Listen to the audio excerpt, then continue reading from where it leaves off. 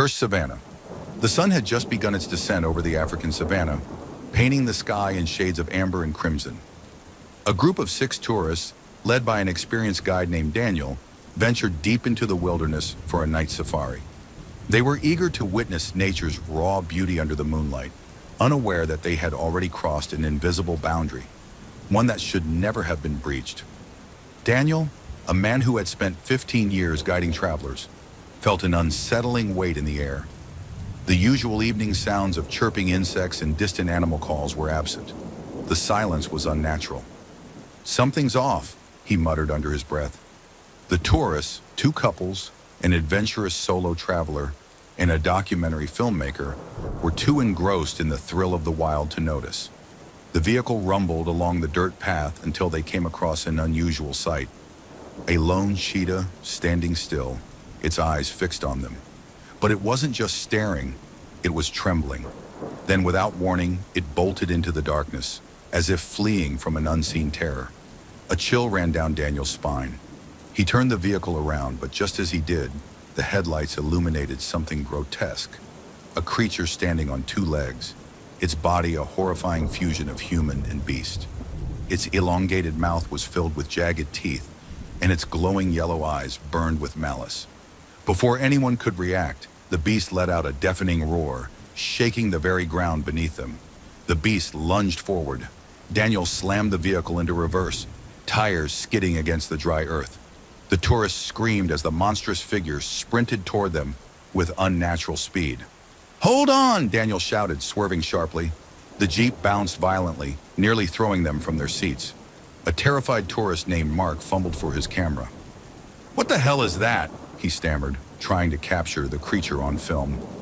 "It's not natural," Daniel replied, his voice strained with fear. The beast stopped abruptly, staring at them with piercing yellow eyes. Then it let out a guttural snarl before retreating into the tall grass, vanishing into the night. The silence that followed was suffocating. "We need to leave," Sarah, one of the tourists, whispered. Daniel nodded, accelerating toward the nearest camp. But the night was far from over. As they sped through the savannah, the radio crackled with static. Then a voice, distorted and unnatural, echoed through the speakers. "You should not be here." The voice was layered, as if multiple people were speaking at once. The radio screeched before cutting out. "What the hell was that?" Lisa, Mark's girlfriend, clutched his arm. Daniel's knuckles turned white on the steering wheel. "Something is hunting us." Then the headlights flickered. For a split second, the beams illuminated figures standing along the dirt road, human-like but wrong. Their bodies twisted, elongated, their faces obscured by shadows. As quickly as they appeared, they were gone. Daniel hit the gas. "We're almost there." A loud thud slammed onto the roof of the Jeep. Something was on top of them. The tourist screamed as clawed fingers reached down through the open roof. Grabbing at Sarah's hair, she shrieked, kicking wildly. Daniel swerved violently, sending whatever was on the roof tumbling off. The creature rolled across the dirt before standing again, completely unfazed. That was when Daniel saw it clearly under the moonlight. It was a man, or at least it used to be. His skin was leathery, stretched unnaturally tight over his bones. His jaw was too wide, his teeth too many. He wore the tattered remains of a tribal garment, ancient symbols carved into his skin. And then Daniel understood. "This land, it's cursed," he whispered. The man-thing grinned, revealing blackened gums. Then the night erupted with inhuman howls. From the tall grass, dozens of figures began emerging, their bodies contorted, their movements jerky and unnatural. They surrounded the Jeep, eyes glowing in the dark.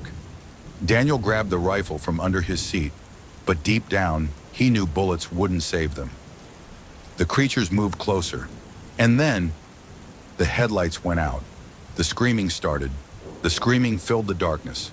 The headlights had gone out, leaving the group blind to whatever was lurking around them. "Turn them back on, please," Lisa shrieked, clutching Mark.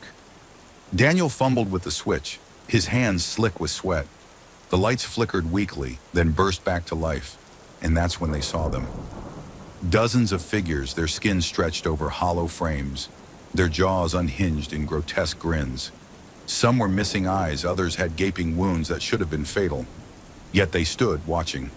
Then they moved. A clawed hand slammed onto the hood of the Jeep, denting the metal. Another figure clambered onto the roof, its bones cracking with every unnatural movement. Daniel fired. The gunshot echoed through the night, striking one of the creatures in the chest. It staggered, then straightened, the bullet wound closing before their eyes. "Oh my God," Sarah whimpered. "They can't be killed," Daniel breathed. The creatures attacked. One lunged at the windshield, its fingers like talons. Glass shattered. Mark screamed as a bony hand wrapped around his throat, yanking him out of the Jeep. His scream turned into a gurgle as the creatures swarmed him. Lisa reached for him, but Daniel grabbed her. "We have to go, now!" He hit the gas, the Jeep roaring forward.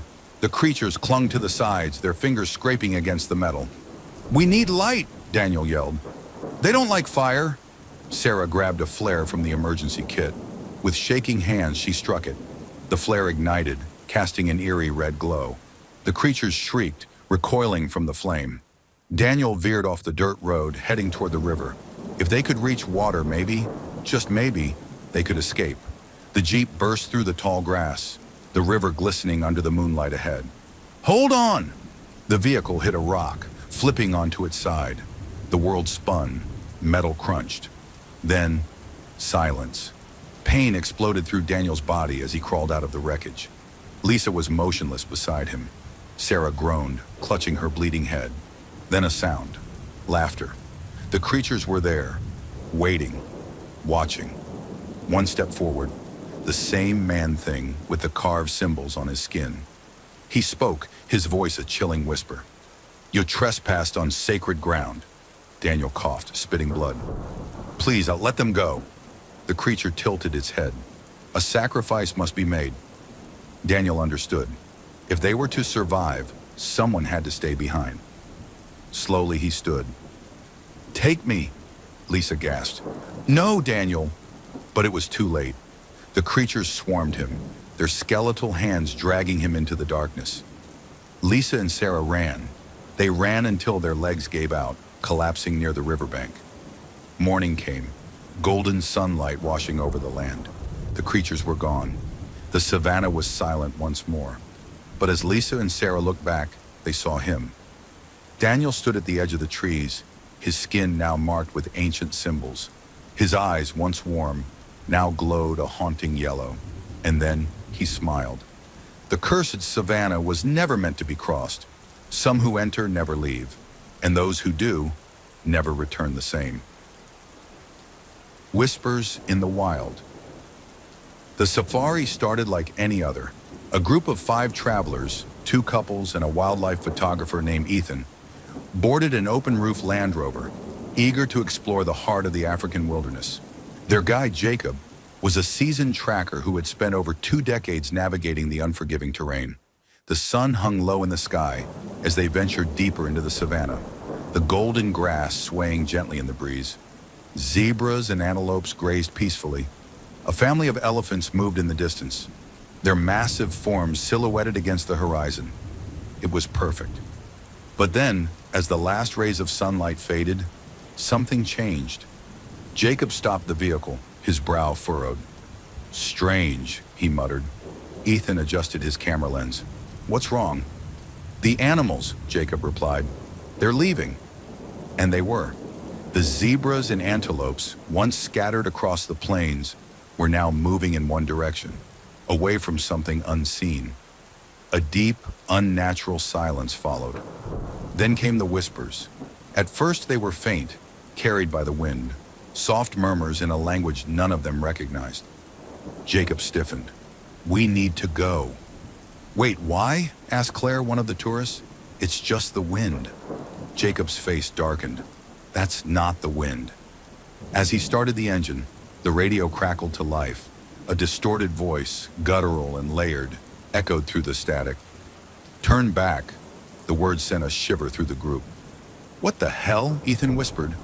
Then the headlights flickered, and the first scream came. The scream came from the darkness beyond the headlights.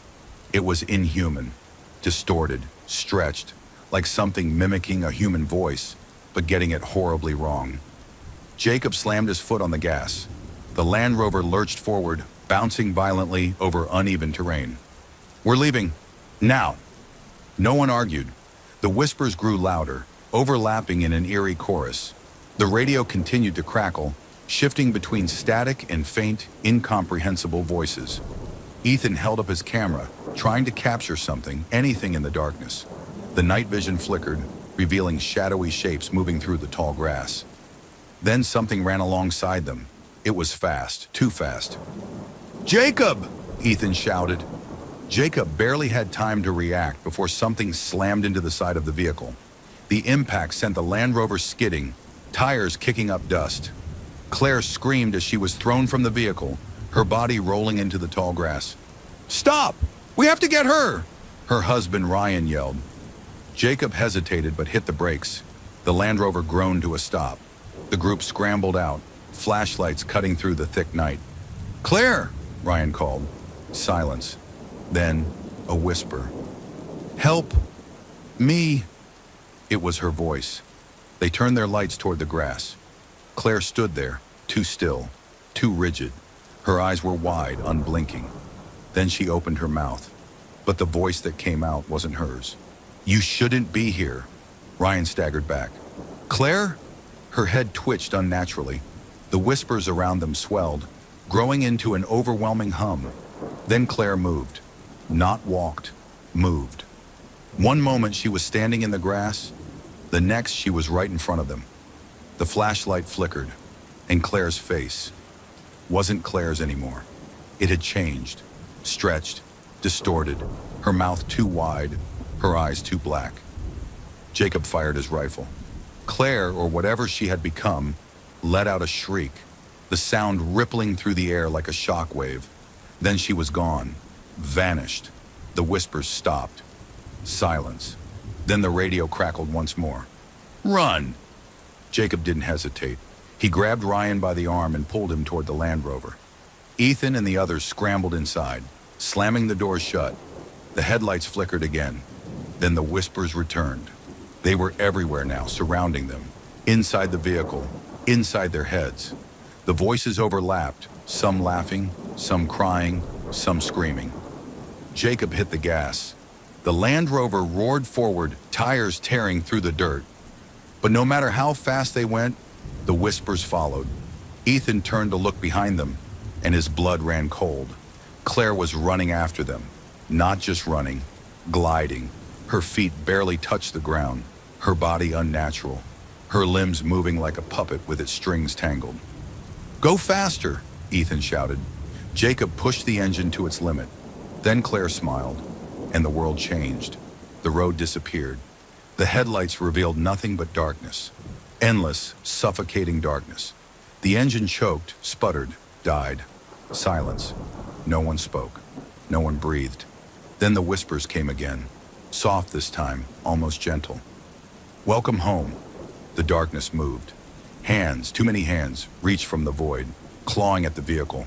Fingers stretched unnaturally long, wrapping around metal, prying doors open. The group screamed.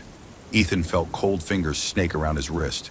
He thrashed, kicking, but the hands pulled. One by one, they were dragged into the darkness. Jacob was the last to go. As the hands closed around his throat, he heard a final whisper. "Stay?" Then, silence. The next morning, a search team found the abandoned Land Rover. The engine was intact. The headlights worked. There was no sign of struggle, but the seats were covered in handprints, and on the radio, a single message played on loop. "Come find us." Forgotten Tribe. A group of 7 tourists embarked on a luxury safari deep in the heart of an uncharted African wilderness. Led by an ambitious guide named Daniel and accompanied by 2 local trackers, they sought an adventure beyond the usual game drives. Their destination was a remote valley rumored to be untouched by modern civilization, a place no official map recorded. The local villagers spoke of an ancient tribe that once lived there, a tribe that had mysteriously disappeared without a trace. They called it the Silent Valley. As their convoy of Land Rovers weaved through the dense jungle, the atmosphere grew unnervingly still. The sounds of birds and insects, the constant hum of the wild had vanished. Daniel's grip tightened on the steering wheel. "This isn't right," one of the trackers muttered. "Relax," Daniel said, forcing a smile. "We're making history. No one has explored this place in decades." But as they crossed into the valley, the first sign of something wrong appeared. A wooden totem, standing alone in the middle of the road. Carved into it was a face, its mouth stretched wide in a silent scream. "What the hell is that?" one of the tourists, Mason, asked. The tracker's face paled. "We should not be here." Then from the jungle, a whisper, a single word. "Leave." A chill ran through the group. But Daniel, eager for the thrill of discovery, pressed forward. That was their first mistake. Daniel ignored the warning. He maneuvered around the eerie totem and drove deeper into the valley. The jungle felt wrong, as if it were watching them. Minutes turned into hours, and soon the sun began to set. The group set up camp near a dried-up riverbed, their excitement now tainted with unease. "We should head back in the morning," Mason muttered. Daniel rolled his eyes. "Come on, we've come this far. Don't you want to be part of history?" No one answered. That night, the whispers returned. Faint at first, like wind rustling through the trees. But as the fire burned lower, the voices grew. They were close. Too close. Megan, one of the tourists, grabbed her flashlight. "Did you hear that?" The beam of light cut through the darkness, revealing footprints. Fresh, barefoot, leading into their camp. But there were no footprints leading out. Then came a soft tapping, a rhythmic, deliberate sound. Tap, tap, tap. The group turned toward the trees, toward the totem. It was no longer standing in the road. It was inside their camp. Megan screamed, and from the jungle something moved. The jungle came alive. Figures emerged from the darkness, their bodies painted in ash and ochre, their hollow eyes locked onto the intruders.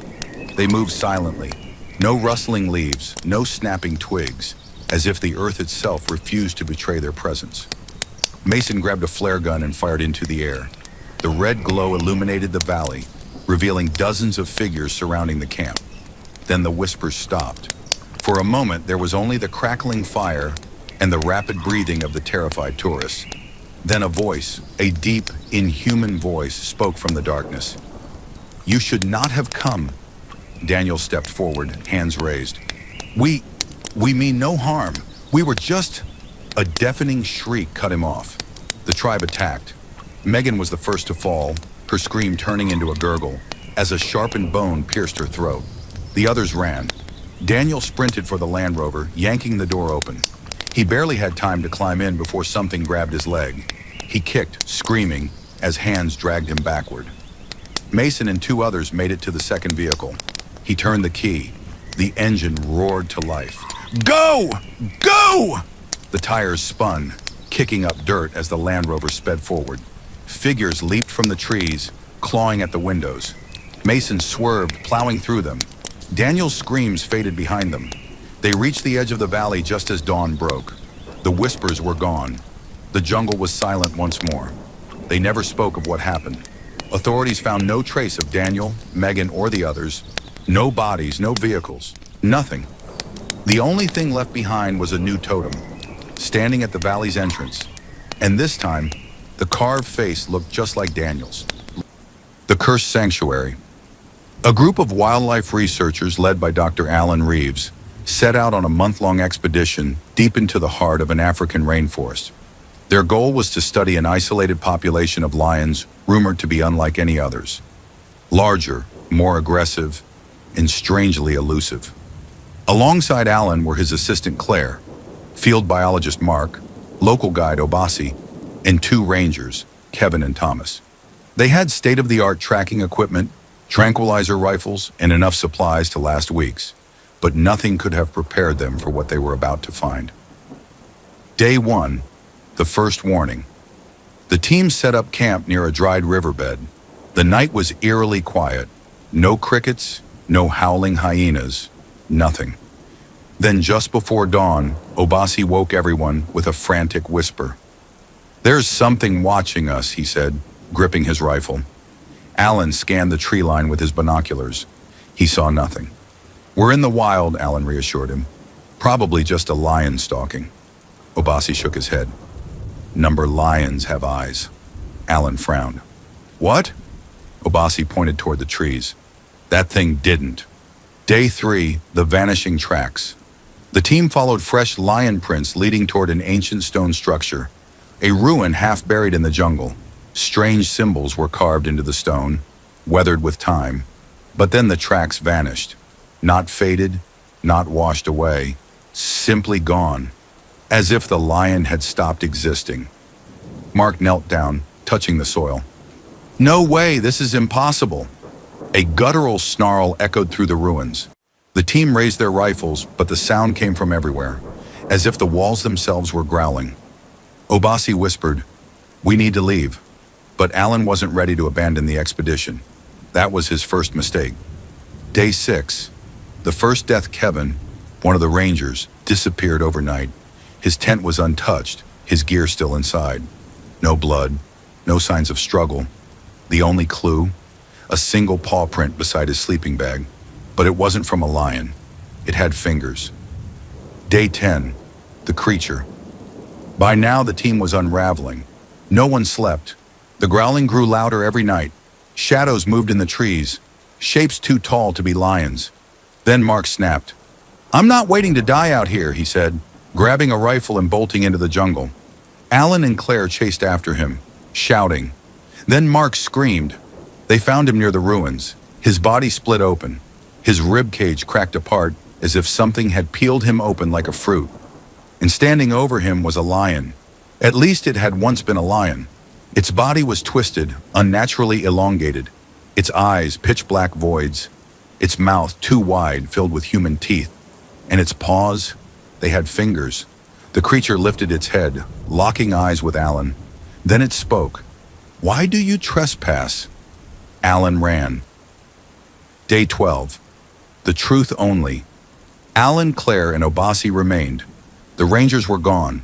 Their tracks had vanished just like Kevin's.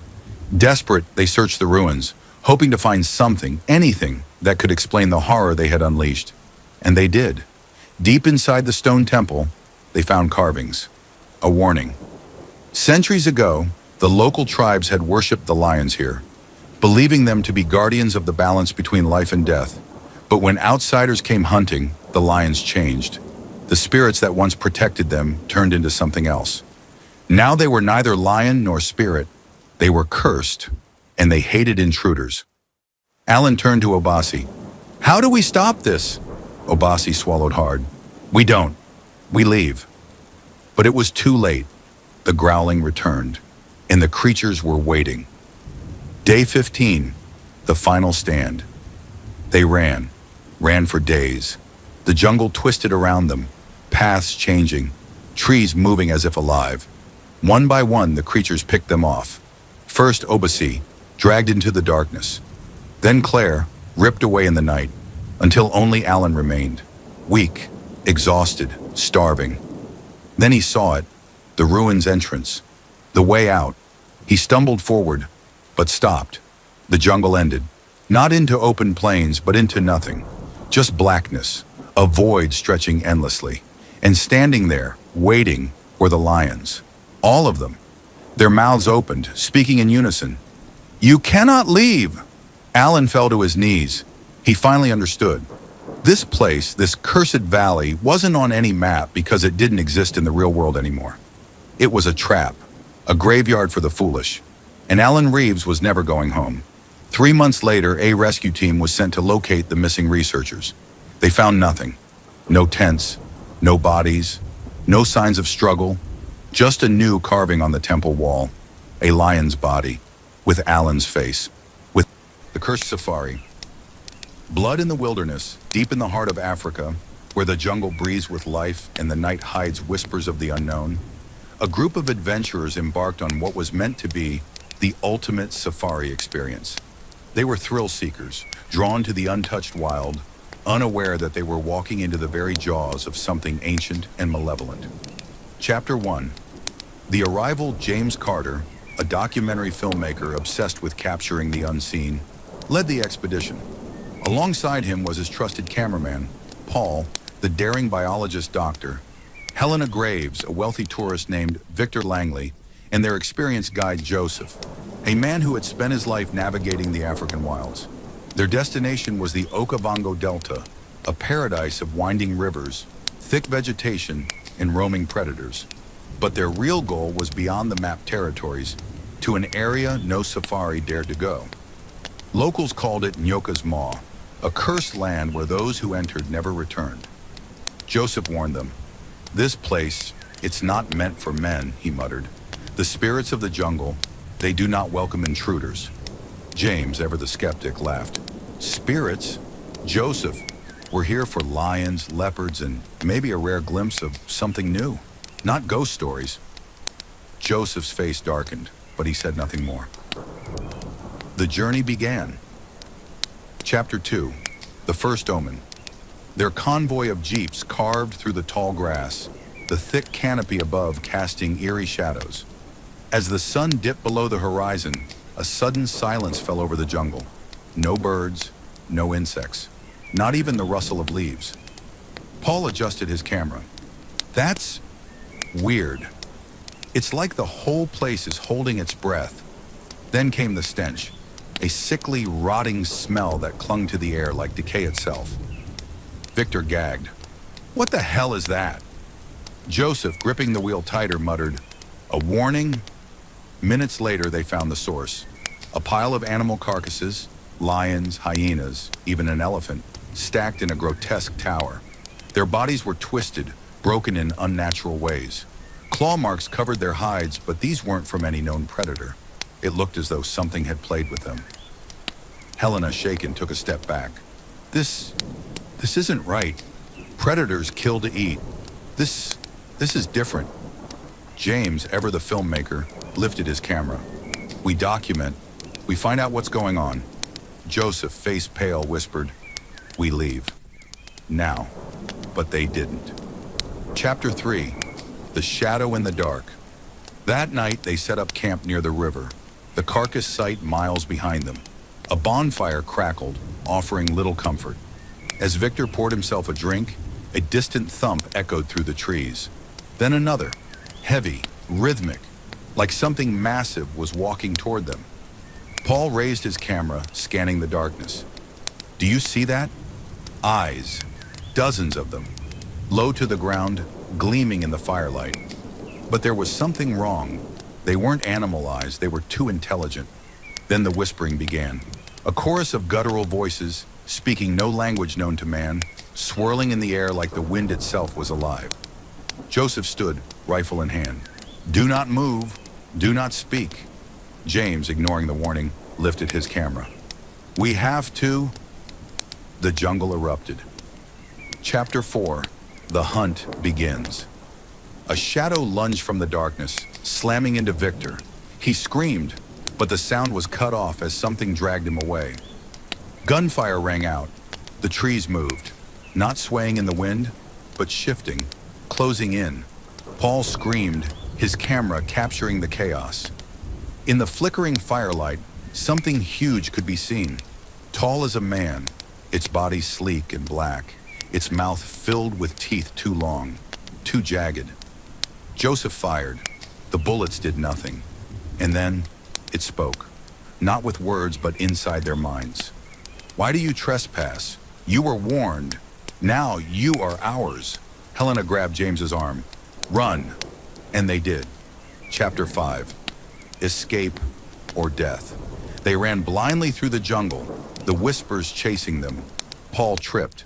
The moment he hit the ground, something pounced. James turned just in time to see Paul pulled into the darkness, his screams fading as though swallowed by the jungle itself. The river. If they could reach the river, they could escape. Branches clawed at them, unseen hands grasping. Helena, panting, shouted, "It's hurting us!" Then the river appeared.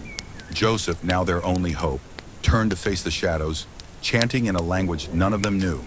The whispers grew louder, angry. Then, silence. The jungle stilled. Joseph, eyes wild, turned to them. "Go! Now do not look back!" James hesitated. "What did you do?" Joseph's voice was hollow. "I made an offering." A scream, Victor's, inhuman and agonized, echoed from the trees. James and Helena ran. Chapter 6. The Aftermath. Days later, James and Helena were found by a rescue team, delirious, dehydrated.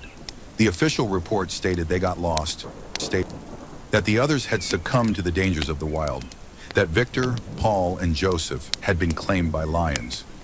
But James knew the truth. As he sat in his apartment weeks later, reviewing the footage from Paul's camera, his blood ran cold. In the final frame, before the screen cut to black, a face stared back.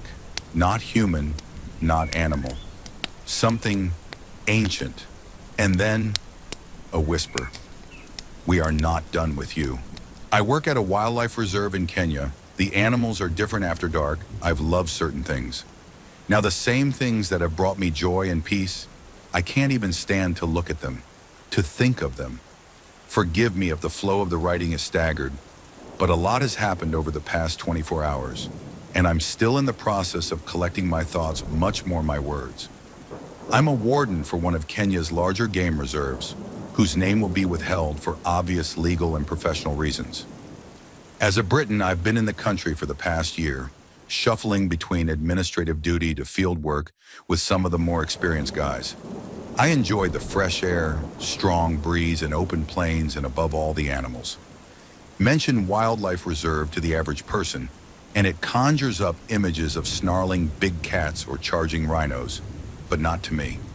In the time I've been here, the most danger I've faced was skinning my all-too-pale knees on the bark of a tree where I tried to install a trail camera. Not that I was afraid of the animals. Growing up in Kent, Attenborough documentaries was the closest I could get to the African savannas, and I simply could not get enough. Between my father's drinking and my mom leaving the family, I found peace in the rolling plains of the Serengeti and the peaks of Kilimanjaro. Where people would tremble at the sight of lions and leopards, I was in awe, and as corny as it might sound, I used to imagine they were my friends. After all, there weren't many I could turn to. I loved all the creatures, at least until last night. For the 12 months I've been here, all of my duties and errands never required me to remain on the reserve after dark. I never thought much of it. I usually began work around 7 a.m., making routine patrols, doing the occasional site visit, head counts of animals, together with rudimentary research for any visiting academics, so it made sense I would sign out well before sunset. Yesterday was different, however. Komanje, my supervisor, advised I come in for the late shift. "It's not something we normally do," he said. I could hear the unease in his voice. Komanje was an aging bureaucrat stuck in an underfunded, understaffed job with few perks and even fewer reasons to stick around. His dull, monotone voice had something else that morning. It was a tremble. "A few of the regulars on the night shift will be here by 6 p.m. to guide you. After that, you're on your own, but it's pretty dull until morning relief arrives." I agreed, but the sound of Kamanja's voice stuck with me even after hanging up. Maybe I imagined it. I had never met any of the night shift staff. They were supposedly the ones at most danger, not particularly from the animals, but more from other people. Poachers were the biggest problem around here. Back in 2016, when IS was trying to stake a claim in East Africa, I heard of a few run-ins with a convoy of militants who tried to set up a supply line to the northeast of the reserve. But the last few years have been more or less quiet. For these reasons and more, we tried to keep a roster of at least 10 men on the night shift, with an additional 5 on standby. But budget cuts together with the pandemic has forced us to do more with less, meaning make the most of 5 guys at most. I packed what I thought I would need, including an expensive night vision camera I thought I would never get to use. I felt a creeping dread about taking up the night shift, poachers and terrorists aside. I felt as if I wasn't being told a lot of what I was getting into, and that made me ask questions I realized I never asked before. Most notably, how come I never saw any of the night staff since I was the first one at the reserve for the morning shift? I pushed these things to the back of my mind to stay focused on the task at hand. Even though I didn't necessarily have a fear of the animals, it was a line of work that demanded focus at all times, even more so after dark, I would imagine. I got to the reserve just as the sun dipped below the horizon. There I met a grizzled-looking man decked in green safari fatigues who introduced himself as Anthony. Wrinkles spread across his face like a map of Kenya. He gave me a firm shake and introduced me to Lemawani and Saranka. This was the night shift. They seemed a bit more rougher than the usual day staff. A few times while speaking with the guys, I noticed Anthony looking at me, almost studying me out of the corner of his eyes. I thought it was strange, then realized that being new to the job, he was probably skeptical of having me on as a supervisor. I tried not to think much of it. I was a new face after all, and wasn't exactly sure of what lay ahead, but tried to approach it with the same professionalism I always did. How wrong I was. Anthony explained that unlike daytime duties, I would spend a lot more time driving around the trails of the reserve with the other guys in a Jeep. Only Saranka would stay behind at our outpost. The purpose of this, he said, was to ensure the animals were, as he said, in good order. This confused me a bit. Usually the animals managed well without our help. This was, after all, their home, and there were enough herds and packs around to ensure they looked after each other. Anthony must have seen the confused look before explaining. Just look at them. Nothing more.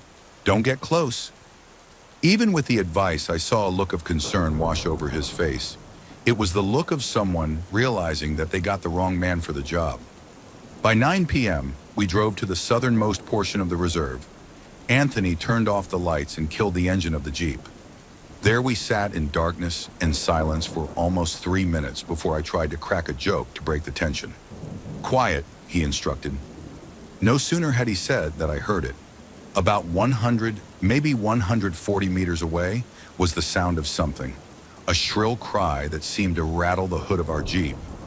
I almost leapt out of the seat before I felt a strong palm grip my wrist. Relax, Anthony said in the same voice as he would say good evening. Shortly after, I heard a cry of zebras, only they didn't sound quite right. It's difficult to explain, but it almost sounded like something pretending to be a zebra.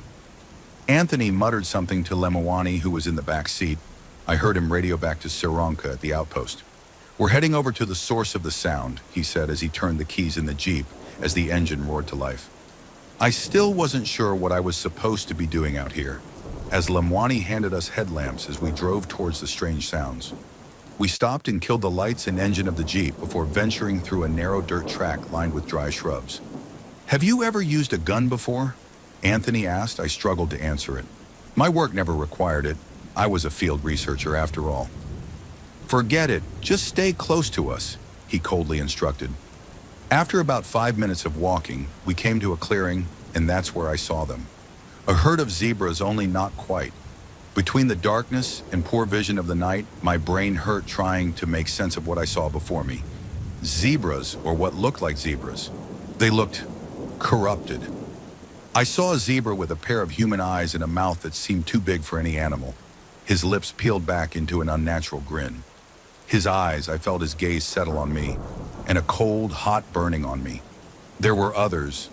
Another zebra's mouth opened up, not on his head where it should be, but beneath his neck, his head hanging limply behind, like some abominable Pez dispenser. A headless zebra strutted along calmly, as another walked upright on 2 legs like a human. I felt a chill seeing this. My dinner churned in my stomach, seeing this and hearing their laughs and noises. Suddenly, Anthony's voice shook me. "Don't take your eyes off of us," he scolded. But before I could obey, I heard a noise behind me. I whipped around to see what it was, only to find nothing. In the time it took me to do that, Anthony and Lemawani were gone. It was impossible. They were an arm's length away from me, and I only turned for a second, maybe even less, yet they were nowhere to be seen. I saw the zeb, the thing strutting towards me, and ran, the flow of my headlight barely lighting the way, across dirt and rocks as I ran across the savannah. What the fuck did I get myself into? I tried to retrace my steps back to the Jeep, but it was no use. Between the running and the darkness, I was perfect lost. My legs were burning, my chest hurt. What were those things? I felt like I was being punished. I felt for my radio only to realize it fell out. I avoided the trees knowing that's where the leopards on the plains took their rest, and I didn't want to replace one problem with another. I ducked behind a nearby shrub, hoping to wait out what I saw. After a short while, I heard my name. I knew Saranka would have come to check on us. I was about to climb out of the shrubs when something seemed off. I wasn't being called by the name I introduced myself to Saranka and the other guys. I was being called by my other name, my real name. Then I realized the voice calling me didn't sound like Saranka's. In fact, it didn't even sound Kenyan. It sounded British, and I knew whose voice it belonged to, only the owner of the voice has been dead for years and buried in a British cemetery. It slurred with the sound of a man who had one too many scotch on the rocks, all while I hid from it in the bushes of a Kenyan savanna, the same way I hid from him when I was a child under my bed. A giraffe, only it wasn't really a giraffe. Head sailing much longer than even a giraffe's head had any right being, both eyes missing, calling my name in the cold night. I felt a shudder quake across my body as this unnatural abomination trotted mere feet from me, calling my name. From me. I must have fell asleep in the bushes because when I woke up, the sun's rays were beginning to creep from over the horizon. I never felt so relieved before in my life. In the distance, I saw the jeep and made a run for it, but by that time, the few animals I did glimpse seemed to be normal. I didn't take any chances as I pushed the gas back to the outpost, where I was prepared to give a proper scolding to Sironka for not following the proper SOPs when it came to missing staff. Only no one was there. No Sironka, and certainly no Anthony or Limwani. I dialed Kamanja immediately, and he, along with a few other senior officials, visited the area within the hour. We alerted the proper authorities, and I gave my statements to everyone who asked. I haven't been given the full picture as yet. To be honest, I don't even know if I want the full picture on what happened on that night. Those animals, whatever they are, they were corrupted, or worse yet, that's what they always were when the lights went out.